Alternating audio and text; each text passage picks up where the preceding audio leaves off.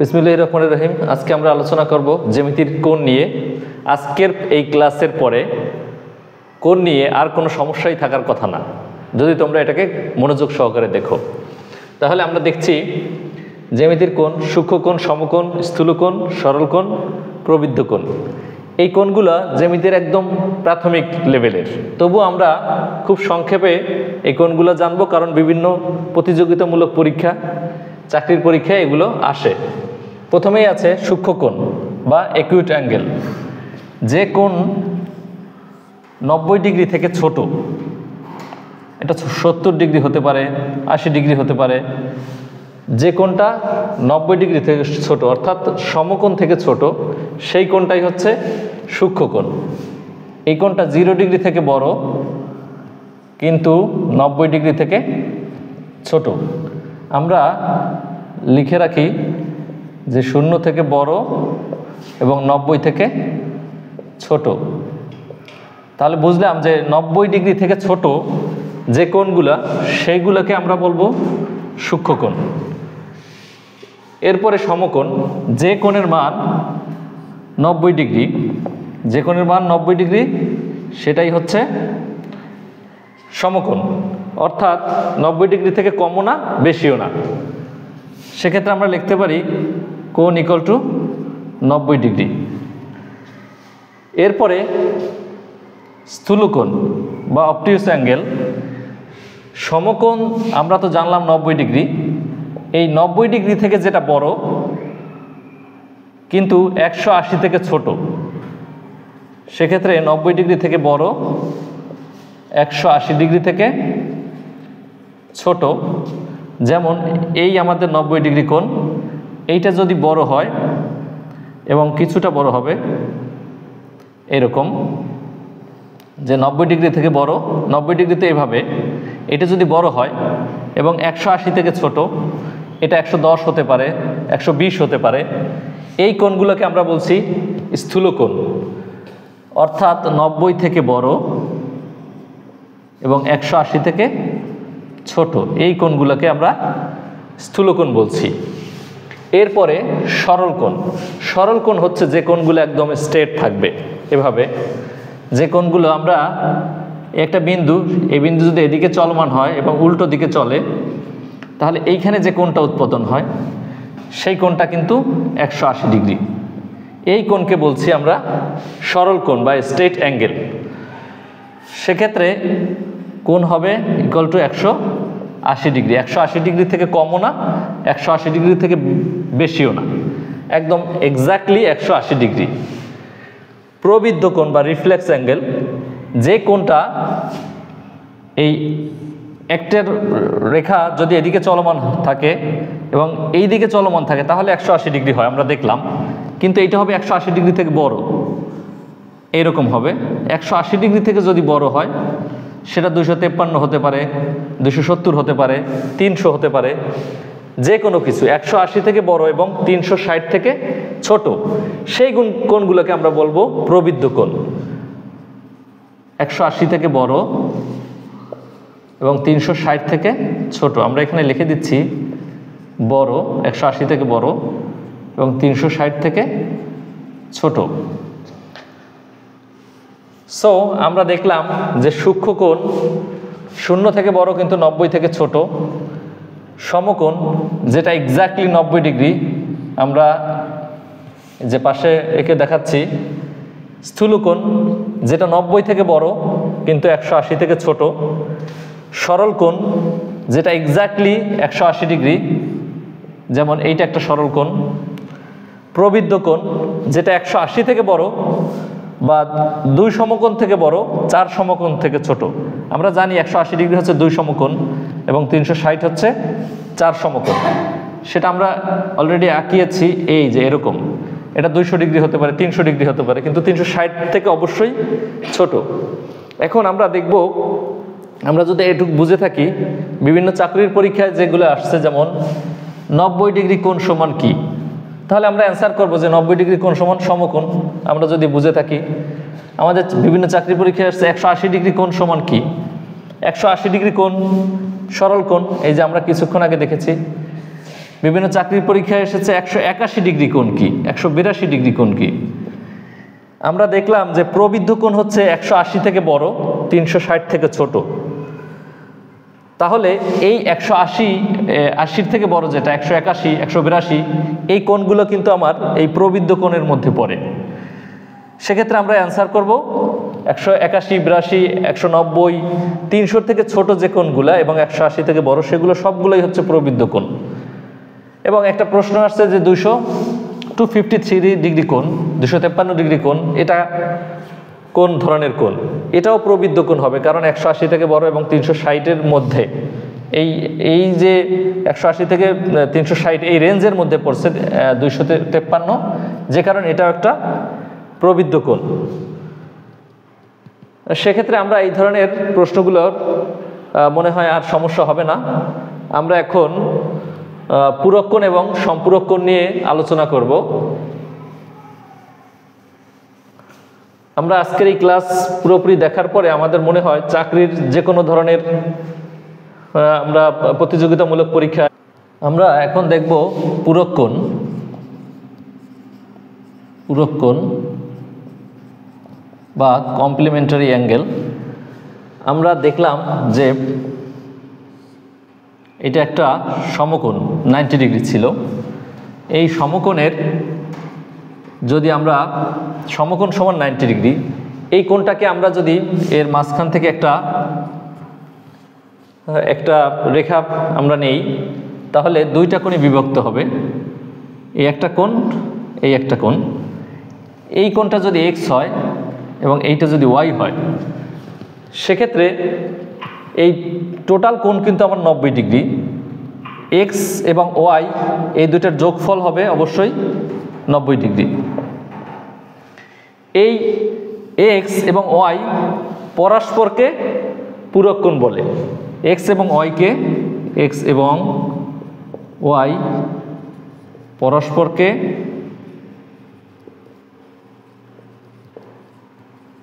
পূরক কোণ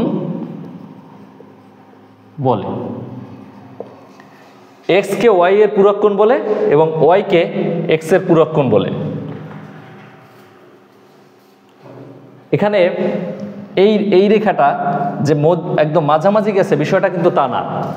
এই দুইটা কোণ মিলে 90 ডিগ্রি, তার মানে এই না যে এইটা 45, এইটা 45, এরকম না। এটা 30 হতে পারে, এটা যদি 30 হয় তাহলে এটা 60। মোট কথা এই কোণ x কোণ এবং y কোণ এই দুইটা কোণের যোগফল 90 ডিগ্রি হবে। এখন আমাদের বিভিন্ন প্রতিযোগিতামূলক পরীক্ষা আসে যে 20 ডিগ্রি কোণের পূরক কোণ কত। 20 ডিগ্রি কোণের পূরক কোণ হবে, একটা কোণ যদি 20 হয় তাহলে আমরা অবশ্যই বুঝতে পারতেছি যে আর একটা কোণ 70 হবে, যে 20 এবং 70 যোগ করার ফলে 90 হচ্ছে। কিংবা আমরা এখানে বসালেও বুঝতে পারি যে x কোণ এবং y কোণ মিলে 90 ডিগ্রি হচ্ছে। একটা কোণ যদি 20 হয়, x যদি 20 হয়, তাহলে y কি হবে? y অবশ্যই 70 ডিগ্রি হবে। তাহলে এই কোণ যদি 20 হয়, এই কোণ অবশ্যই 70 ডিগ্রি হবে। আপনারা অবশ্যই বুঝতে পেরেছেন। এছাড়াও বিভিন্ন চাকরির পরীক্ষায় এরকম আসে 30 ডিগ্রি কোণের পূরক কোণ কত। 30 ডিগ্রি কোণ, একটা কোণ যদি 30 ডিগ্রি হয়, দুইটা কোণ মিলে 90 ডিগ্রি, তাহলে অবশ্যই 30 ডিগ্রি কোণের পূরক কোণ 60 ডিগ্রি কোণ হবে। এভাবে যদি এমন হয় যে 10 ডিগ্রি কোণের পূরক কোণ কত, যেহেতু দুইটা কোণ মিলে 90 ডিগ্রি, একটা যদি 10 হয় অপর কোণ অবশ্যই 80 হবে। একইভাবে আমরা এই অঙ্কগুলো খুব সহজেই সমাধান করতে পারবো। বিভিন্ন চাকরির পরীক্ষায় আসে এরকম একটা অঙ্ক আমরা দেখছি এখন।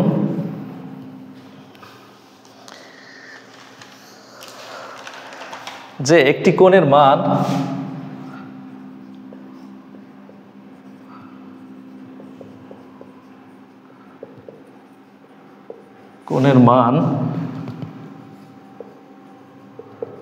তার পূরক কোণের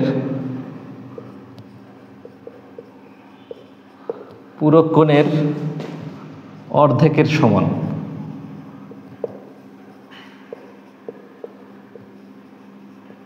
অর্ধেকের সমান একটি কোণের মান তার পূরক কোণের অর্ধেকের সমান কোণটি কত? এক্ষেত্রে একটি কোণের মান তার পূরক কোণের অর্ধেকের সমান। এইটা দ্বারা আমরা অনেক সময় ভুল ভাবি যে এই কোণটা 90 ডিগ্রি অর্ধেকের সমান বলছে, তার মানে 45, আমরা অনেকে ভাবি, কিন্তু না, এটা অ্যান্সার না। আমাদের কিন্তু এই সমকোণের অর্ধেক বলে নাই, সমকোণের অর্ধেক বলে আমরা 45 বলতাম, কিন্তু এখানে বলছে যে একটি কোণের মান তার পূরক কোণের, অর্থাৎ একটি কোণ হবে, এইটা যদি একটি কোণ হয় তার যে পূরক কোণ, এই যে সাথে যে তার পূরক কোণ, এইটার অর্ধেক এইটা। তাহলে এটা আমরা কিন্তু মুখে মুখেই অ্যান্সার করতে পারি যে এই কোণটা হবে এই কোণটার অর্ধেক। তাহলে বোঝাই যাচ্ছে যে এটা 30 ডিগ্রি এবং এটা 60 ডিগ্রি। দেখা যাচ্ছে যে 60 ডিগ্রির অর্ধেক হচ্ছে 30 ডিগ্রি, এবং 60 এবং 30 যোগ করলে 90 ডিগ্রি হয়ে যাচ্ছে। কিংবা আমরা এটাকে xy দিয়ে আমরা করতে পারি যে একটি কোণের মান যদি x হয়, একটি কোণের মান x, তার পূরক কোণের অর্ধেক, যে পূরক কোণের অর্ধেক x, অবশ্যই সেই পূরক কোণটা ডবল হবে। 2x এর অর্ধেকই হচ্ছে গিয়ে x। তাহলে একটি কোণের মান যদি x হয় এবং এই পূরক কোণের অর্ধেক, তার মানে 2x এর অর্ধেক হচ্ছে x, সেক্ষেত্রে আমাদের x plus 2x equal to 90 degree. আমরা এখান থেকে x এর মান বের করব, x ইকুয়াল টু 30 ডিগ্রি। তাহলে আমাদের এই কোণের মান আমরা কিন্তু 30 ডিগ্রি পেয়ে গেলাম। কোণটির মান কত? কোণটির মান 30 ডিগ্রি। আমাদের যদি আরেকটা কোণের মান, এই 30 ডিগ্রি কোণের পূরক কোণের মান বের করতে বলতো, তাহলে আমরা সেটাও 60 ডিগ্রি বের করতে পারতাম। আমরা এখন সম্পূরক কোণ দেখব। সম্পূরক কোণের ক্ষেত্রে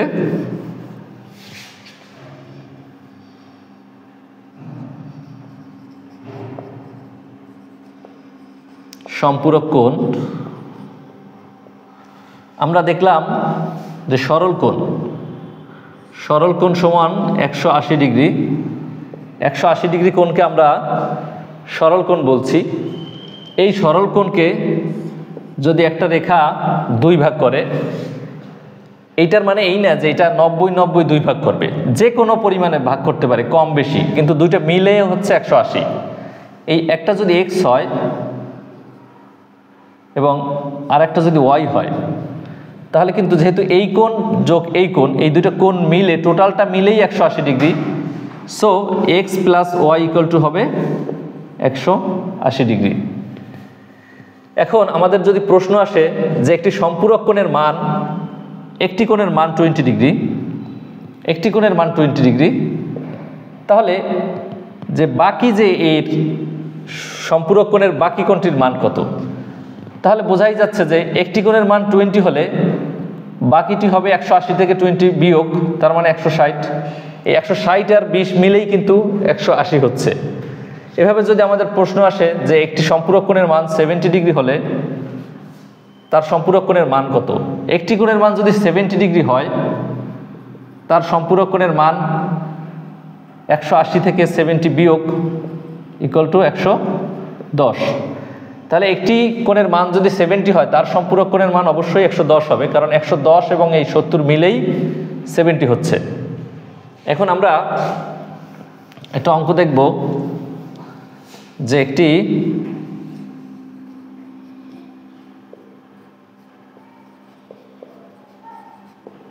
কোণের মান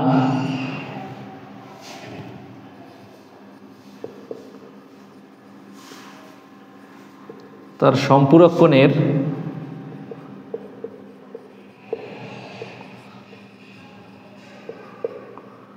অর্ধেকের সমান, তাহলে কোণটির মান কত?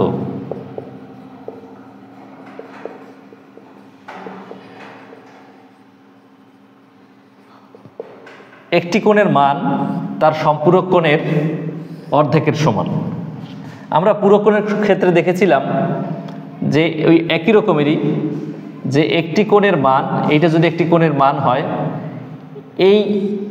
এইটার যে সম্পূরক কোণ তার অর্ধেক।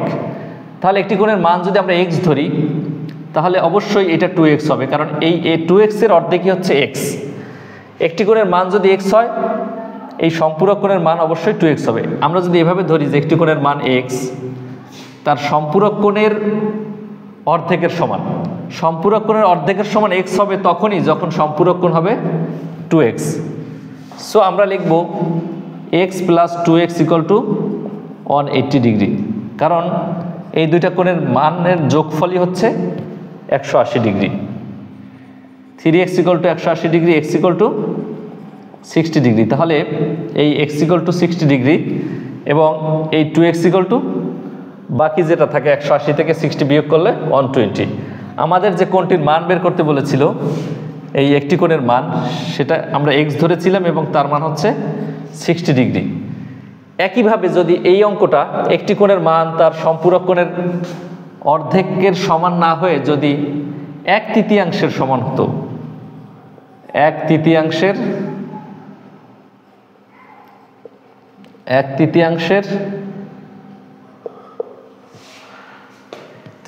সমান কোণটির মান কত? সেক্ষেত্রে আমরা কি করতাম, আমরা একইভাবে যে এই কোণটার মান যদি x হয় তাহলে সম্পূরক কোণের 1/3, অবশ্যই সম্পূরক কোণটা 3x, 3x এর 1/3 হচ্ছে x। আমরা কি করতাম তাহলে, চিত্র এইভাবে আঁকতাম যে এই একটা সরল কোণ, এটাকে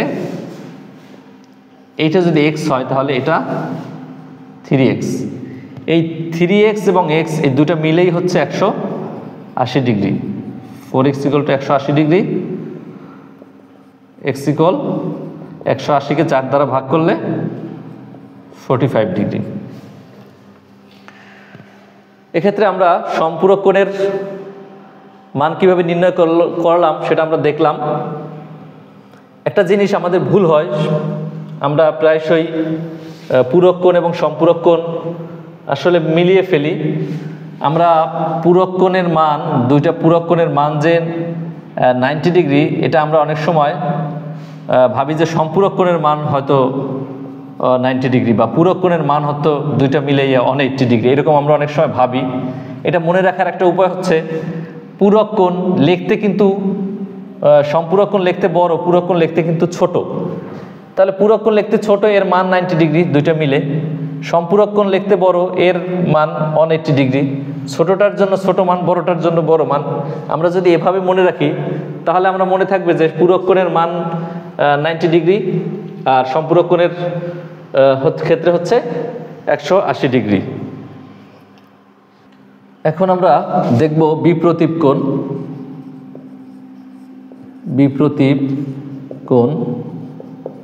বিপ্রতীপ কোণ যদি দুটো সরল রেখা পরস্পরকে ছেদ করে তখন একটি কোণের বিপরীত পাশে, এই কোণটার বিপরীত পাশে যে কোণটা থাকে তাকে বলা হয় বিপ্রতীপ কোণ।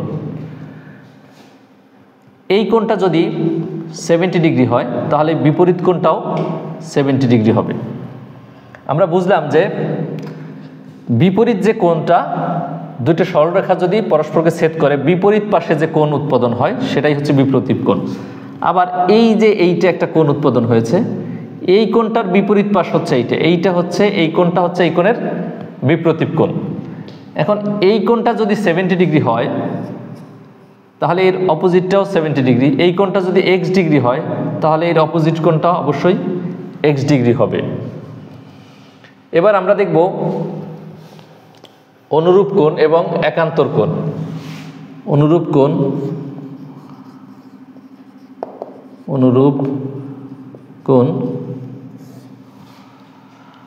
কোণ হচ্ছে দুটো সমান্তরাল সরল রেখাকে যদি একটি তির্যক ছেদক রেখা ছেদ করে তাহলে এই ছেদক রেখার একই পাশে এবং সমান্তরাল রেখার একই পাশে যে কোণ উৎপাদন করে সেটা হচ্ছে অনুরূপ কোণ।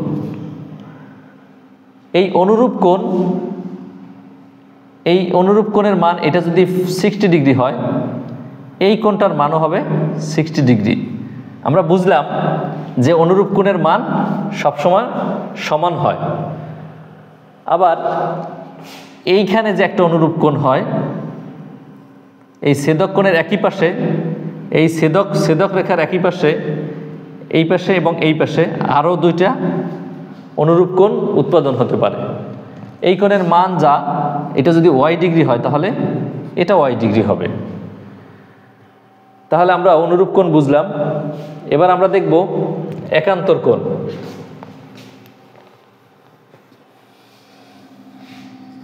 একান্তর কোণ, একান্তর কোণ দুটি সরলরেখা, দুটি সমান্তরাল সরলরেখা যদি পরস্পরকে ছেদ করে, তাহলে এই যে ছেদকের বিপরীত পাশে এবং সমান্তরাল রেখার বিপরীত পাশে যে কোণ উৎপাদন হয়, যেমন এই পাশে যে কোণ এবং এই পাশে, এটা কিন্তু ছেদকের বিপরীত পাশে, একটা এক পাশে আর একটা অন্য পাশে, এই যে কোণ উৎপাদন হলো সেটাই হচ্ছে একান্তর কোণ। একান্তর কোণের ক্ষেত্রে এই কোণটার মান যত ডিগ্রি, এই কোণটার মানও তত ডিগ্রি। এই কোণটার মান যদি 80 ডিগ্রি হয় তাহলে এই কোণটার মানও 80 ডিগ্রি হবে। এটাকে আমরা জেড দ্বারা বোঝাতে পারি। জেড, যে এই কোণটা, এই যে এই কোণটা এবং এই যে এই কোণটা হচ্ছে এই কোণটা, এটা যদি 80 ডিগ্রি হয় এটাও 80 ডিগ্রি। আবার আমাদের এই কোণটা, এই কোণটাও এই কোণটার হচ্ছে বিপরীত পাশে, এই কোণটা যত ডিগ্রি, এটা যদি এক্স ডিগ্রি হয় এই কোণটাও এক্স ডিগ্রি, এবং ছেদকের এইটা এক পাশে, এটা অন্য পাশে, এটা হচ্ছে ছেদকের বিপরীত পাশে, এটাও হচ্ছে একান্তর কোণ। এই দুইটা কোণকে আমরা একান্তর কোণ বলছি। এটা হচ্ছে উল্টা জেটের মতো, যে এই কোণটা এবং এই কোণটা। এখন আমরা প্র্যাকটিস করব যে আমরা কোণ, বিপ্রতীপ কোণ, একান্তর কোণ, অনুরূপ কোণ এগুলা বুঝতে পেরেছি কিনা। এখন আমরা একটা প্র্যাকটিস করব যে দুটো সমান্তরাল রেখা, একটা ছেদক, আপনারা বলুন যে এইটা যদি 70 ডিগ্রি হয় সেক্ষেত্রে এই কোণটার মান কত। যদি এমন প্রশ্ন করি আমি, তাহলে এর উত্তর খুবই চমৎকার করে আমরা যদি বুঝে থাকি তাহলে আমরা দিতে পারবো। দেখি এইটা যদি 70 ডিগ্রি হয়, এই কোণটার অপোজিট কোণ বা বিপ্রতীপ কোণ হচ্ছে এইটা। এই কোণটা 70 ডিগ্রি হলে এইটাও 70 ডিগ্রি। আবার এই কোণটা যদি 70 ডিগ্রি হয়, আমরা দেখি যে এই কোণটা কি, তাহলে এই কোণটা যদি 70 ডিগ্রি হয়, এই টোটাল কোণটা কত ছিল? এই টোটাল কোণটা অবশ্যই মনে আছে যে এটা কি কোণ ছিল? এই টোটাল কোণটা 180 ডিগ্রি, এটা একটা সরল কোণ ছিল। আমি যদি এইখানে চিন্তা করি যে এই টোটাল কোণ কত, এই টোটাল কোণটা কিন্তু একটা সরল কোণ 180 ডিগ্রি, আমরা কিছুক্ষণ আগে পড়েছি।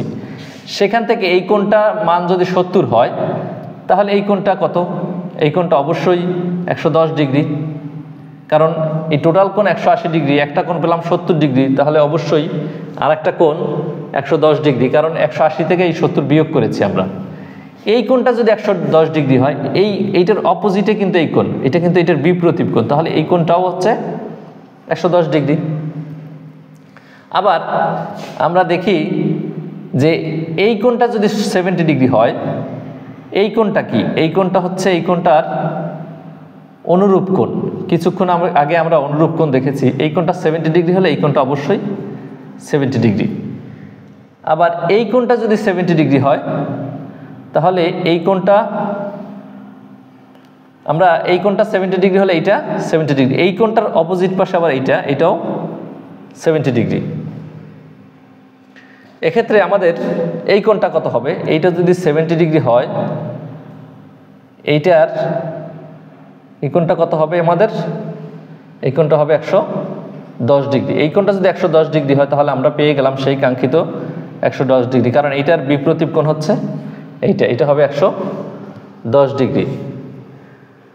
তাহলে আমরা কোণ সম্পর্কে বিশদ আলোচনা করলাম। আমার এই ভিডিও যদি ভালো লাগে তাহলে লাইক দিবেন এবং এই ধরনের আরও ভিডিও পেতে চ্যানেলটিকে সাবস্ক্রাইব করবেন। সবাই ভালো থাকবেন। আল্লাহ হাফেজ।